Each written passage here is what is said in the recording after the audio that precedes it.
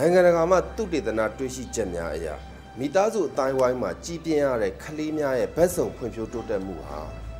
သင်တန်းကျောင်းများနဲ့ဂေဟာများမှာကြီးပြင်းရတဲ့ကလေးများထက်တာလွန်ကောင်းမွန်ကြောင်းတွေ့ရှိရပါတယ်စိတ်ပိုင်းဆိုင်ရာနဲ့ရုပ်ပိုင်းဆိုင်ရာဖွံ့ဖြိုးတိုးတက်မှုများကိုမိသားစုကသာအကောင်းဆုံးမြင့်တင်ပေးနိုင်ပါတယ်။နှွေးထွေးသောချစ်ချင်းမြတ်တာနဲ့ဂရုစိုက်စောင့်ရှောက်မှုများကိုပေးနိုင်တဲ့မိသားစုမှာကလေးငယ်ကိုကြီးပြင်းစေခြင်းသည်ကလေးငယ်၏အမြင့်ဆုံးသောစွမ်းဆောင်ရည်ကိုရရှိစေနိုင်သည့်အကောင်းဆုံးနည်းလမ်းဖြစ်ပါသည်မိသားစုနဲ့အတူနေထိုင်ကြီးပြင်းခြင်းသည်ကလေးများ၏မွေးရပါအခွင့်အရေးတစ်ခုဖြစ်သည်